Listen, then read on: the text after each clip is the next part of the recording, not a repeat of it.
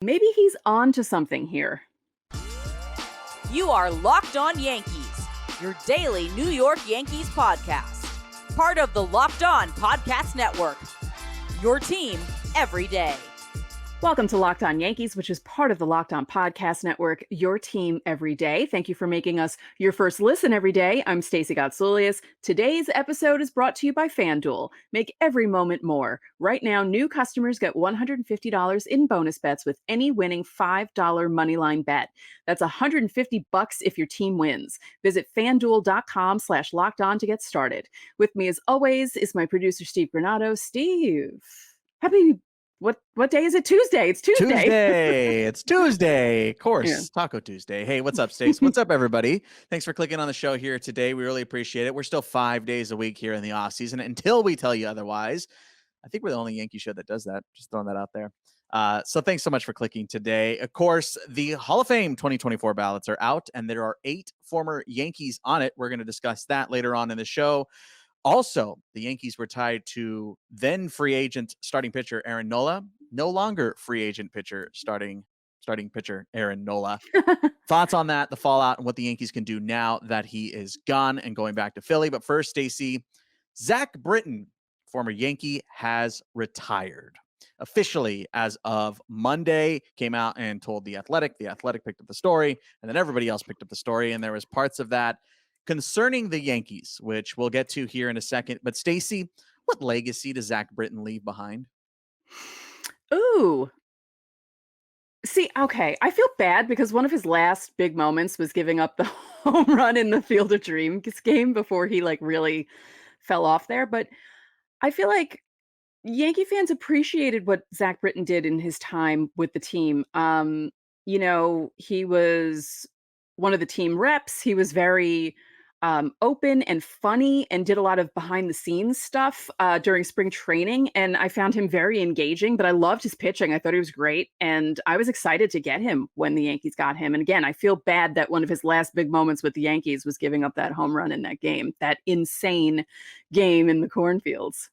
Yeah, well, interestingly enough, he spoke about that in The Athletic, which of course I always do. We'll leave the link in the episode description. It's The Athletic. You need a subscription to read it, but we'll take some quotes from it here. This is great reporting done by Brittany Giroli. She always is an incredible writer if you don't know her. So Zack Britton was actually talking about that Field of Dreams game, and this is what he said. I remember smashing my iPad. I wasn't pitching well. I knew I needed Tommy John, and you just want to step up for your team. Former Orioles manager Buck Showalter used to say, you are never defined by your worst moment. And I thought about that the next day. If that's my worst moment in the big leagues, I had a pretty damn good career. That quote always stuck with me. I don't think Buck's managing career should be defined by me not pitching in a game. The Orioles 2016 AL wildcard loss in Toronto. I have a lot of respect for Buck, and that quote really helped me get over that blown save. So, I mean, yes, we all know that was a big moment. MLB still shows the Tim Anderson walk-off in the cornfield, right? And that was a massive moment for baseball. Yeah. It completely made that game, that whole idea, come to life. Like, obviously, from the Yankees' perspective, it was awful. But Right. from MLB's perspective, it was amazing. That was exactly everything. I mean, that whole ninth inning was amazing because the Yankees, scored in the ninth, went ahead, and then the White Sox did what they did. So, even if you just condensed it to that one inning and just showed that perpetually, people will be like, wow, baseball's really fun. Yeah, it was a great marketing moment for baseball, which they always need. But I really like that. Obviously it's now hindsight and it's been years, and Zack Britton had a good career, and obviously what he did with the union and stuff too. He did a lot of union stuff. He was a player rep and all that kind of thing. So I do love that perspective about it all. That's what you want to take away from it, right? Oh yeah. But other things, Stacey, when it comes to Yankee stuff, he did talk about the Yankees and his thoughts on what their biggest issues are from an outsider's and insider's perspective. So I'm going to go ahead and read some quotes here again. This is still from that same Athletic article.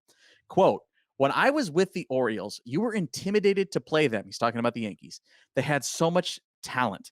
The way they carried themselves, you didn't want to go to New York because they were so imposing, and I feel like we've lost a little of that when I was there. How do you get back to that? For me, with the Yankees budget, they should get the best players. They have to some extent, but really building powerhouses to make it a place people want to play. I remember hearing people say, "Oh, I don't want to go to New York." And it blew my mind. He continues to say, that was the most eye-opening thing, talking to opposing players and them saying it's not the same coming in there. It's not as intimidating as a place. When I was a young player, the pinnacle was to play for the Yankees because they were so good.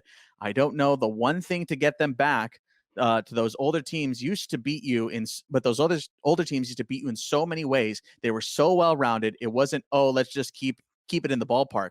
They could single you to death, steal a base, walk. I think they've got to find a way to get back to that. Stacey, your thoughts on all of that from Zack Britton?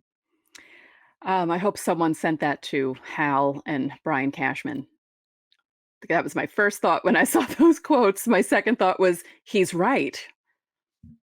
He's on the nose. It's yes, no one is intimidated to play the Yankees anymore. People go into Yankee Stadium and walk all over them these days. It's not the same as it was, because when Britton was first coming up, the Yankees and the Orioles were kind of like tangling in that, was it the ALDS in 2012, where back and forth in the Raul game, and Raul Ibanez coming in for Alex Rodriguez, pinch hitting and hitting the game tying home run in the bottom of the ninth, and then hitting the game winning home run. And Yankee Stadium was the loudest I had heard it in new Yankee Stadium. Like, it was even louder than '09. That game was insane. And from the time where, what I feel like the break was, it was the literal break. I feel like when Derek Jeter broke his ankle in the ALCS in 2012, like, a lot of things changed after that. And I feel like that's the, what's that word? The delineation? The inflection point? Yeah, or like the line where things change. And I feel like it was Derek Jeter's broken ankle that kind of changed things around the Yankees. And, the Yankees had some good moments since then. 2017 was a fun team. The 2019 team was a good team. They took the Astros to 6 games in the ALCS. But he's right. In the beginning of the 2010s, when they had just won the World Series and they were still like an intimidating team, and you had Jeter and you had Cano and you had A-Rod, and it was that kind of a team where they were tough, and just something happened in the second half of the 2010s and coming into the 2020s. And we're almost to the mid 2020s now, and something needs to change. Yeah. You mentioned obviously that something needs to change. We've been, talking about that all off season here. I'm not going to belabor too many points, but if you can kind of whittle it down a little bit, I mean, he touched on multiple things, right? Like just building the powerhouse and going out and getting the free agents. We've kind of touched on that here during this off season. And, this isn't the biggest free agent market, obviously, right now. There are pieces, but there's not necessarily like completely rebuild your team because of what's out there. But if you can kind of pinpoint it a little, Stace, on what you could use, what would you use? Like what would you do rather to kind of turn this team around and kind of try and get back to that level? Oof. Well, I like how he said that, you have the big budget to make changes, and you have the big budget to go out and do things, and they're just not doing it. And I don't know why. Like, you're the Yankees. You're supposed to be intimidating. You're supposed to be the evil empire. You're supposed to be the team that buys championships, and it just doesn't happen. I mean, they don't have to go full turn and turn into the evil empire again, but we need to see some of that again.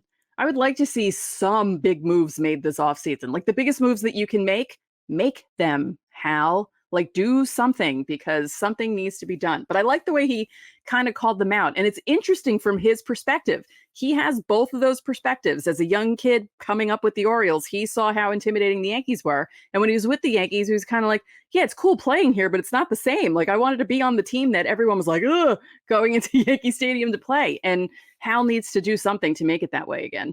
I don't know what, but I mean, clearly when you're looking at the AL East too, it's not a single horse leading the race, No. like there is legitimate competition. And I think that's something that obviously, when early 2000s and all that. They clearly had nearly the same amount of teams and all that kind of stuff. But I think that's where you kind of get at the slowing down of Yankees championships. That definitely comes into play. It's just the sheer amount of teams that still exist now, as opposed into the early to mid 1900s, right? When you're looking at those, wow, they won it back to back to back to back to back. It's like, yeah, well, it's not the same. You can't compare. Yeah. Yeah. So the competition is steeper clearly now than it was back in the 1900s. But yeah, by comparison to the late 1990s into the 2000s and into You play the more early rounds 2010s. also, you know, Yeah, like you have more. it's a different game. It is a different game. Because back then That's in not like the 30s and 40s, they were literally going from like the regular season into the World Series. Then you had the LCS, but there was no DS, and then the D. So Yeah. it's just different. Yeah. Yeah. Not to make excuses. I don't want to come No. off as I'm making excuses here, but it is a different game. Mhm. But yes, I'm not going to say they haven't opened the checkbook, because clearly they just inked a bunch of guys to big contracts. So that's not the problem. We've always talked about it in this way. It's signing the right players, signing the right personnel, and moving in the right direction, applying your analytics correctly. And just Playing the kids when you should. Yeah, just having the right sense of direction. You can excuse not winning at any level if you could see the direction of the team, which we belabored 100 times on this show. It's confusing what the direction of the team is at this very moment. So We'll see. Let us know how you're feeling about Zack Britton's quotes here. Is he wrong? Do you agree with us? Do you disagree with us? We're curious. Let us know in the comments section. And while you're down there, of course, you can leave your questions for Fan Mail Friday. That's coming up the day after Thanksgiving. So get them in now. You can drop them, reply to that pinned comment here on the YouTube side. If you want guaranteed answers, you can always join the Locked On Yankees Insiders Club. There's a 14-day free trial in the episode description. Of course, there's a whole bunch of really cool perks too. You can pitch ideas for the show. You can ask us questions whenever, and you also get integrated into the show on a regular basis. So check it out. 14-day free trial. See if you like it. All right. Coming up next, Stacey, Aaron Nola signs with the Phillies, the fallout of that, and what can the Yankees do next?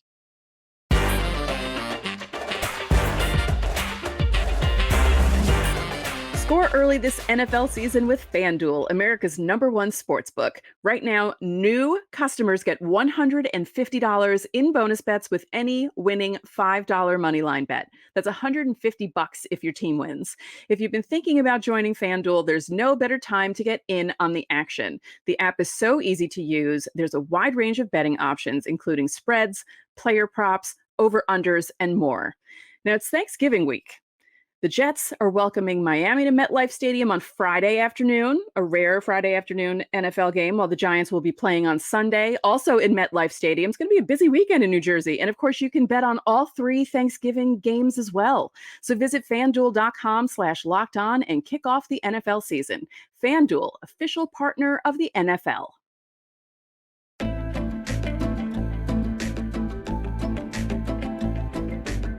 Back now on Locked On Yankees. Hey, everydayers out there. Don't forget to check out the Locked On Sports Today 24/7 streaming channel here on YouTube. It's great. Top stories, top hosts, top shows, all that. And it's great background music or great background sound. You're always looking for something to put on in the background. Just check that out. That's my best pitch. It's like when you go to the gym and like ESPN's just playing or whatever. Now you just have the 24/7 Locked On channel. It's great. Same thing. Go check it out. Like ESPN News. Same thing. Same thing. Just look it up. 24/7 streaming channel. It's a Locked On Sports Today. And if you're fans of like certain areas, there's also like an LA one, and there's other ones that are city based. So if you're looking for that, there's not a New York one yet. Sorry. But there is the Sports Today. So biggest stories. All right. One of the biggest stories, Stacey, of the offseason already here. Aaron Nola officially signs with the Phillies, returning to Philadelphia. This happened just the other day. I wanted to talk about it here on this show. He signs with the Phillies for 7 years, $172 million. There were some other offers out there. The Braves checked in. I know there was another. I think the Giants also sent something. Saw that. So. But he signed 7 years, 172. And just to kind of reiterate for our everydayers out there about the MLB trade rumors projections, super close. They predicted 6 years, 150. So they were pretty darn close. Stacey, Yanks were obviously interested in Aaron Nola. We saw that report just prior to the weekend, this past weekend. So your thoughts here before we get into what can happen now that the Yankees, to our knowledge, didn't make a pitch, maybe didn't get a chance to because it happened rather quickly. Yeah. But Nola's returning to Philly. Yeah, I think it was a quick thing. I think he just was like, I like it here and I'm gonna stay here. Like he didn't even test anything. It's before Thanksgiving. And he's already like, yeah, I'm gonna sign for 7 years with Philly. Like he didn't even entertain, I don't think, anything. Cause I don't know. Do you feel like if you were a free agent, you would try to entertain as many offers as you could possibly do? Or would you be like that and think, I like it here, I do well here, I'm comfortable here, I might as well just stay and get this kind of an offer? I mean, I think it obviously depends on the team that you're playing for. The Phillies Mhm. have clearly shown a willingness to invest in both fronts on the free agent side and, of course, on the prospect side. They've have plenty of homegrown talent while also going out and getting guys like Bryce Harper, right? Like they clearly know what they're doing. Yeah. So I think from that perspective, also from the perspective of the ballpark and the fan base and the city, like it's a really good situation in Philadelphia. Let's be frank. Yeah. Yeah. They're clearly on the up and up. They're clearly contenders, and they're clearly a powerhouse in baseball right now. Yeah. So I would sign. I feel like I would get it. I totally get it. Yeah. I'm not going, what? I'm going, Right. oh yeah, cool. Yeah. I'm more like, wow, he went to free agency. Like I'm more like, oh, I'm surprised they didn't just sign an extension. Yeah. Yeah. Um, That's actually true too. I guess I don't know. yeah, I I don't was know. more shocked that he went to free agency in the first place. So, Yeah. you know what's other weird part of this, Stacey? This this news was maybe the most sound I've seen r/Yankees on Reddit. Interesting. Everyone was like, "Good for him, congratulations." I was just like, What? "What?" I was like, "Where did this come from?" No one's screaming and yelling, and I didn't see the name Cashman anywhere. Yeah. But yeah, so good for Aaron Nola, man. That's great. I'm happy for Philly fans, man. Like he's such a big part of that team. And is he the ace? No, but and I'm super happy for him. But yeah, it makes sense. It makes Yeah. total sense Like that he would it's change. not an instance like this isn't like you said. It is kind of shocking that everyone on Reddit was calm, but it is that situation. Like, the Yankees didn't really have a horse in the race here because I mean, there was really like maybe like a 1%, not even a 1% chance that Aaron Nola would even entertain an offer from the Yankees. I feel like in his head he was like, "No, I'm gonna go back. I'm gonna go back to the Yeah, Phillies." that's right back. Yeah, Yeah. he feels like a Philly for a life kind of thing, Mhm. Yeah. right? So congratulations to him, man. That's awesome. Super happy for him and his family. Um, but what's next, right? The Yankees were tied to him. They clearly had expressed some interest. How far that interest went, we don't know. We will likely never know. But we wanted to run down some of the free agents here that are still left. Obviously, Stacey, the big one, the big two, really, the big two that aren't named Shohei Ohtani, which we've talked about 1,000 times, and we're not going to belabor. But Yeah. the realistic ones that the Yankees could potentially be going after to shore up the rotation here. Obviously, we just did a Blake Snell making the case. If you haven't watched that, go watch that here on the YouTube side, or if you're on an audio, just scroll back a couple episodes. Yoshinobu Yamamoto is officially posted now, so Yep. teams have a couple days to negotiate with him and talk to him to start getting the ball rolling there. Oh, they have a while to do it, actually, a Yeah. couple weeks. So they can do that. I wanted to pitch some ones that we haven't really talked about, Stace. Eduardo Rodriguez opted out of Detroit. Your thoughts on that side? Yeah, I thought that was interesting because there was that whole thing during the trade deadline where there was that rumor that he didn't want to, he didn't want to go to a certain place because he wanted to be away from his family. But then he came out and said, "No, that's not true. I would have gone somewhere." So I You just feel want to like, go to LA, I guess. yeah, maybe he didn't want to go to LA. But that would be an interesting option because he does throw with his left hand, right? I'm thinking of the right person. That's always the front. It's just like that's where the Yeah, it's like start number one. that's Does he my throw big with his thing. left Does he hand? throw with his left hand? Because yes, that would Uh, be an intriguing option, I think. Yeah, I'd be curious of what kind of contract he's looking for. If he's trying to get like the 1 year, 2 year plus options kind of thing again. I don't Plus really AL know. East experience with the Red Sox, so, Yeah, he knows what it's like to pitch in the AL East, which is always good because I feel like that's a thing. I feel like that needs to be some sort of like benchmark for people. Like, oh, you pitched in the AL East? Okay, you're a little bit higher than other people because you know how crazy it is. what do I say, Stace? Doesn't hurt. You're right. Um, Yeah, I'd be curious on what his contract is looking like. Another guy I'm curious about is Michael Lorenzen. Mm, Like, I mean, he jumped ship at the deadline. And I think he's proven that he could be a starting pitcher in the majors. I don't know if that's necessarily the guy that they're looking for. mm. As far as Eduardo Rodriguez, he's obviously more a proven starter in the majors. Michael Lorenzen has been doing it for the last couple of years on a full-time basis, and he's pitched well, clearly just through a no-no. But I'm curious what that looks like. Both of these guys, I feel like they slide around the 4 spot in the Yankees rotation right now, kind of like Yeah. Nestor territory. Lucas Giolito is super strange to me.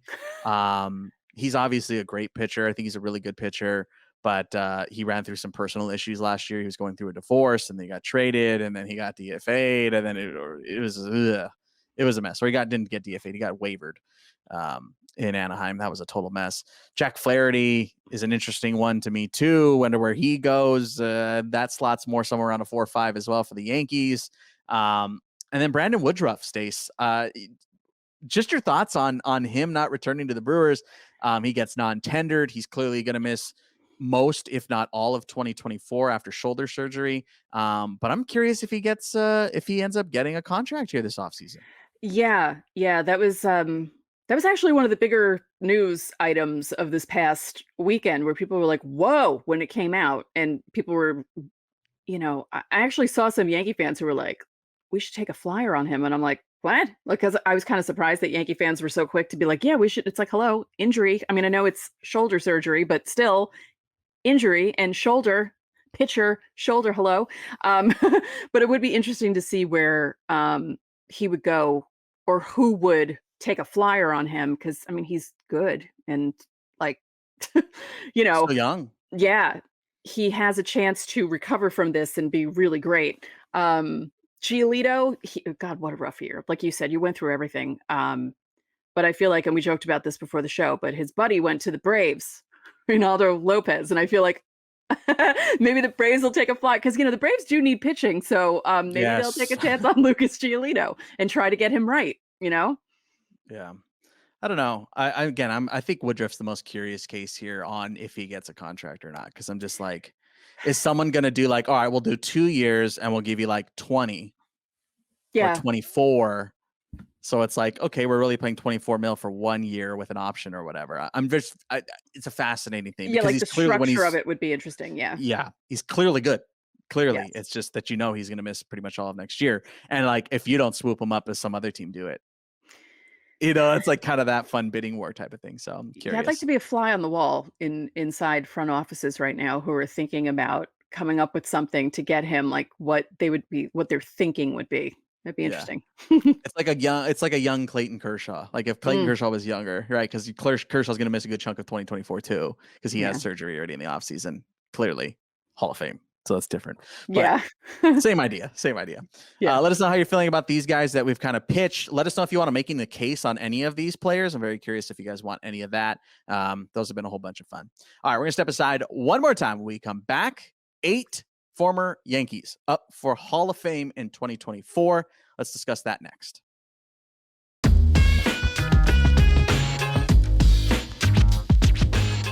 Back now on Locked On Yankees, our final segment here on this Tuesday show. Stacey, some former Yankees up for the Hall of Fame. I'm throwing that up on screen now here for the YouTube viewers. The Hall of Fame ballot officially released. Some interesting names on here, some returning, some new guys.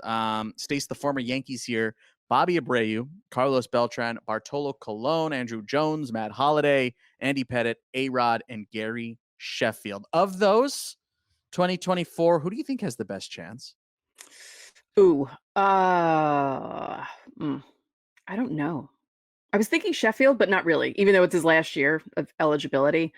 Um, even though he has the home runs and he has the longevity, the writers are just really against him, as you can Yeah. tell, because it's his last year of eligibility.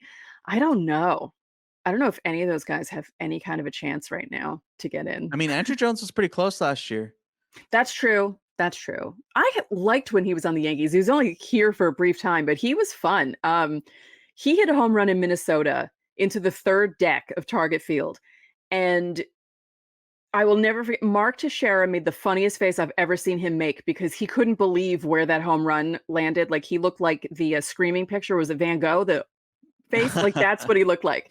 And that's one of my favorite Andrew Jones moments because, he was older when he played with the Yankees. Everyone forgets he was a baby when he started. He was 19 in the 96 World Series. He was even younger than me. And I was in college watching that World Series. And when I remember being like, he's younger than me. That's crazy. So I liked his time with the Yankees. So yeah, I forgot about him. He probably has the best chance out of everyone. I feel bad for Sheffield because it's his last year and he's probably going to miss. And yeah, and Pettit was a good postseason pitcher. He was okay in the regular season, but he stepped up in the postseason, and I feel like that isn't enough for him to get into the Hall of Fame. He's in Yankee fans' Hall of Fame in their heart, that kind of a thing. Sure. A-Rod's never making it. And Beltran, he's the whole he didn't help himself with the cheating thing. It's like, oh man. He was fun too when he was with the Yankees, but of course he was signed with the Yankees a decade too late. Nice job, Cashman. Instead of what Sheffield. About Bartolo here, Stace? Bartolo? I know, Bartolo. That's an interesting. I feel like for the memes, I just want it. I know. I mean, clearly he was a great player. Like, Cy Young Award winner, like All-Star games, all that kind of stuff. Yeah. I don't know. There's some interesting first year guys on here. Chase Utley's on here now. That one is fascinating to me. Oh man, Chase Utley's like he's such like a fringe guy. Yeah, right. He's so fringe. And like David Wright, like clearly he was talented enough, but did he play enough? Like, how do they see that? Yeah, that's a rough one. Like Adrian Gonzalez, that's a fringe guy for me. There's a lot of like really good Hall of Fame here, right? Like Hall of really goods. Or Hall of very good. Yeah. Yeah, the Hall of very good. Like Torrey Hunter, Jose Bautista's now on this list. Yeah. It's great. Like Adrian Beltre feels like, I don't know if he's first ballot, but I feel like he's there. He might be there. I'm not sure about first ballot, which I think is just ridiculous. Like if a guy is a Hall of Famer, just put him in the Hall of Fame. I don't get that. Yeah. It is kind of a funny conversation. It's so annoying. It's not the 1930s, where the writers were just jackasses and they were real gatekeepers back there. Yes. Like, a guy can't win MVP 2 years in a row, even if he is the best player, because we don't do that. Like, just vote someone in if you like them and think they're a Hall of Famer. Like a Hall of Famer is a Hall of Famer is a Hall of Famer. It shouldn't matter what ballot they're on. Like, it's so dumb. Yeah. That's why I don't like when it takes guys 8-9 years to get in. They're finally like, oh, I can't believe I'm finally in. It's like, yeah, because some of these guys are finally leaving and smarter people are going into the voting block. Yeah. Okay, I'm gonna put you on the spot here, Stace. I'm gonna give you 2 votes. Obviously, that's not how voting works, but this is fun. Let's just have a little bit of fun here. Okay. If you had 2 votes to put any of these guys in, who are you going with? A-Rod for the lulls, just because. Of course, right away. It would piss people off. And probably Andrew Jones. I'd say Andrew Jones. Okay, I like that. That. Man, see, now I've really pigeonholed myself because there's a couple of guys on here that I just really, really like. Like I love K-Rod. K-Rod was a big part of my life growing up and becoming a baseball fan. I really loved Adrian Gonzalez too. I know I'm picking West Coast guys here. I think for just for his games against the Mets, his career against the Mets, I go Chase Utley. Yeah. And man, I love Agon, but K-Rod's so huge in my life, dude. Oh my God, I loved K-Rod so much. He meant everything to me. So I'm gonna go K-Rod and Chase Utley. Yeah, I was laughing at some of the comments I saw because God, Met fans hate. Oh yeah. Chase Utley. Oh my God. Like I'm trying to think of. I feel like Met fans hate Chase Utley more than Yankee fans hate Jose Altuve. Like it's bad. Oh yes, yeah, absolutely. And don't forget Dodger stuff too. Like not just Philly stuff. Right. It's Dodger stuff too. Don't forget the Chase Utley rule. Yeah. Oof. Yeah. It's just when I saw that, I knew it was happening, but it was just like, oof. I was looking and I was like, oh God. That was a brutal slide. Yeah. That was insane. Yeah. Let us know who you guys would vote for. This is an interesting ballot. Again, it's a lot of guys that are like fringe, dude. Like, yeah, I feel like Adrian Beltre is going to get in eventually.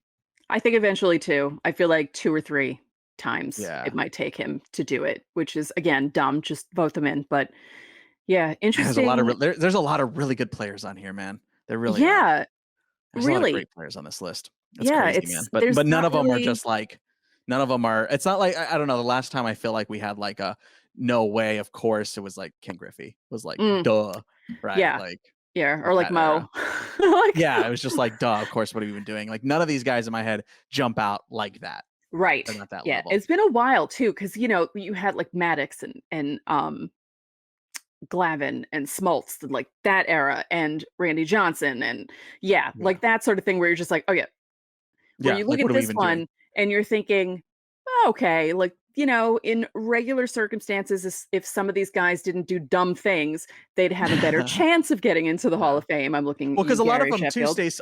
Uh, nice. A lot of them too are like their highs, like James Shields highs. Oh my god, like Yeah, it's the longevity. A lot of these guys is longevity. David Wright, the highs. Oh my god, like right. But no one again, could touch Joe Mauer, the highs. My god, like yeah. it's just the longevity. But again, Mhm. let us know what you guys are thinking about this and everything else we talked about in today's episode. Stace got another big week here on Locked On Yankees. What do we got coming up? Uh, it's gonna be a fun one. Well, I don't know if it's gonna be fun for us, but it's gonna be fun for the fans of the show because we're gonna be looking at our worst takes from this past season, which there are aplenty. So it's gonna be Yeah. interesting. There's a good chunk of them. We're going to be reacting to them. That's coming up this week, so make sure to hit subscribe. Don't forget to join the Locked On Yankees Insiders Club to be essentially a producer of this show, just like me. And of course, don't forget to check out the Locked On Sports Today 24/7 streaming channel. Just search it here on YouTube and throw it on in the background whenever you see fit. And that's going to do it for today's Locked On Yankees. I'm Steve Granado. And I'm Stacey Gotsoulias. We'll see you tomorrow.